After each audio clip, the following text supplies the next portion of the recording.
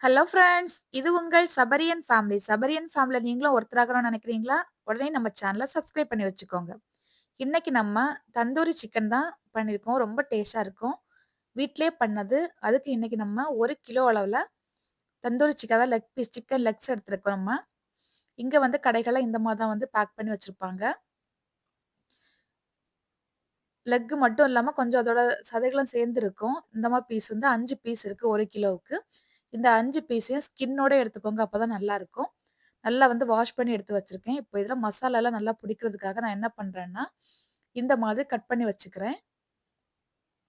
இப்படி கட் பண்ணும்போது, நமக்கு பீஸ் வந்து பெரிய பீஸா இருக்கும்போது, இந்த மாரி கட் பண்ணி வச்சீங்க அப்படின்னா, நம்ம சேர்க்கக்கூடிய மசாலா எல்லாமே நல்லா வந்து உள்ள எல்லா சதையிலயும் நல்லா புடிச்சு, நமக்கு சாப்பிடுறதுக்கு ரொம்ப டேஸ்ட்டா இருக்கும். அதனால தான் இந்த மாரி பண்றது.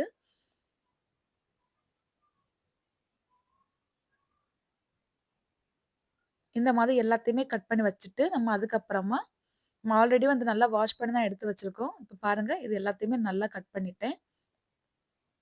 இப்போ இதுக்கு மசாலா அரைச்சு எடுத்து வத்துரலாம். மசாலா அரைக்கிறதுக்கு நான் என்னலாம் எடுத்துக்கேன் பார்த்தீங்கன்னா, ஒரு 1 டீஸ்பூன் அளவுக்கு பெப்பர், 1 துண்டு இஞ்சி, ஒரு 2, 3 சின்ன வெங்காயம், 2 பச்சை மிளகா, 1 டீஸ்பூன் அளவுக்கு சோம்பு, 5, 6 பல் பூண்டு, 2 கிராம்பு, 2 ஏலக்காய். இவ்வளோ நான் எடுத்திருக்கேன். இப்ப இத வந்து ஒரு மிக்ஸி ஜாருக்கு மாத்திக்கலாம். மாத்திட்டு கூடவே 2 டேபிள் ஸ்பூன் அளவுக்கு ரொம்பவும் புளிப்பு இல்லாத தயிரா சேர்த்துக்கோங்க. கெட்டி தயிராவே சேர்த்துக்கோங்க. அப்பதான் வந்து சிக்கன் நல்லா ஊறும். கூடவே ஒரு 4 டீஸ்பூன் அளவுக்கு தனி மிளகாத்தூள் ஆட் பண்றேன். 1 டீஸ்பூன் அளவுக்கு மல்லித்தூள் ஆட் பண்ணிக்கிறேன். 1/2 டீஸ்பூன் அளவுக்கு மஞ்சள் தூள். மஞ்சள் தூள் வேணும்னா ஆட் பண்ணிக்கோங்க. இது ஆப்ஷனல் தான். காஷ்மீரி சில்லி பவுடர் கூட நீங்க வேணா ஆட் பண்ணிக்கலாம். ஒரு 1/2 லெமன் ஜூஸ் ஆட் பண்ணிக்கிறேன். சின்ன லெமனா தான் முழுசா எடுத்துக்கோங்க. நான் அது பெரிய லெமன்ங்கிறதுனால 1/2 லெமன் ஜூஸ் ஆட் பண்ணிக்கிறேன். தேவையான அளவுக்கு உப்பு, கூடவே ஒரு 2 டேபிள் ஸ்பூன் அளவுக்கு ஆயில் ஊத்திக்கோங்க. என்ன ஆயில் வேணுமோ ஊத்திக்கலாம். நம்ம தண்ணி எதுவுமே சேர்க்காம நல்லா இத பேஸ்ட்டா அரைச்சுக்கலாம். இப்ப இந்த அளவுக்கு அரைச்சு எடுத்துட்டு வந்துட்டோம். இப்ப இத வந்து நம்ம சிக்கன்ல வந்து மேரினேட் பண்ண போறோம். இத வந்து ஒரு மிக்ஸிங் பவுல்ல ஆட் பண்ணிக்கலாம். ஆட் பண்ணிட்டு இது கூட 1 டீஸ்பூன் அளவுக்கு நான் வந்து சில்லி ஃப்ளேக்ஸ் ஆட் பண்ணிக்கிறேன்.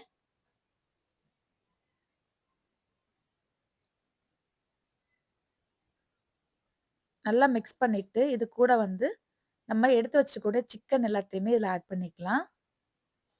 அந்த நமக்கு கீறி விட்டுருக்கோம் இல்லையா? அந்த கீறி விட்டுருக்க அந்த கேப்ல எல்லாத்துலயுமே நல்லா இந்த மசாலா புடிக்கிற மாதிரி நல்லா வந்து அப்ளை பண்ணிக்கலாம். எல்லா பீஸ்லயுமே இது மாரி அப்ளை பண்ணிக்கோங்க.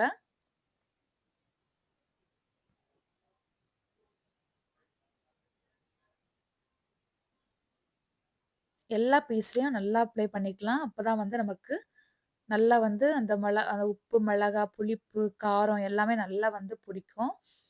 நம்ம கடைகள்ல வாங்கும்போது இதுக்காக டேஸ்ட்டுக்காக அஜினோமோட்டோ ஆட் பண்ணுவாங்க. நெறையா வந்து கலர் பொடி ஆட் பண்ணுவாங்க. ரெட் கலர்ல நம்ம வாங்கக்கூடிய சிக்கன் எல்லாமே. இது வந்து நம்ம எதுவுமே ஆட் பண்ணல.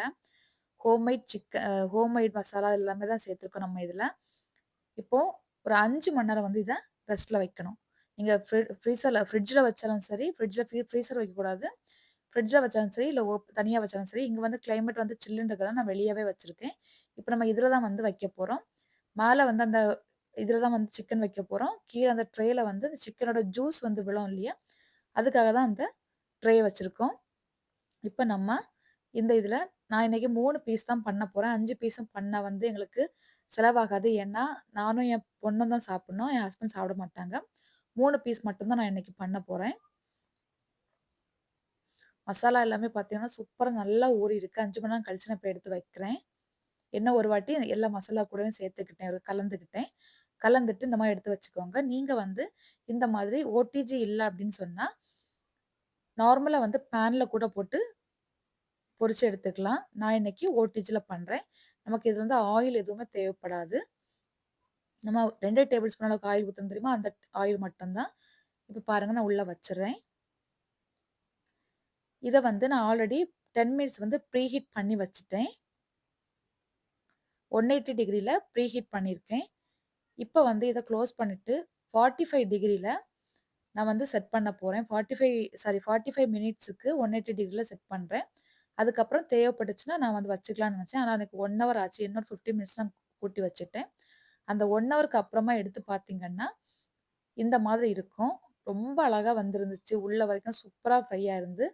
கடைசியா வந்து பட்டர் வந்து கொஞ்சம் அப்ளை பண்ணிக்கிட்டேன். கொஞ்சம் ட்ரையா இருந்ததுனால. இது வந்து ரொம்ப டேஸ்ட்டா இருந்துச்சு. நம்ம வீட்லயே செஞ்சதுனால, அந்த டேஸ்ட்டும் ரொம்ப அந்த புளிப்பு, காரம், உப்பு எல்லாமே அட்டகாசமா இருந்துச்சு.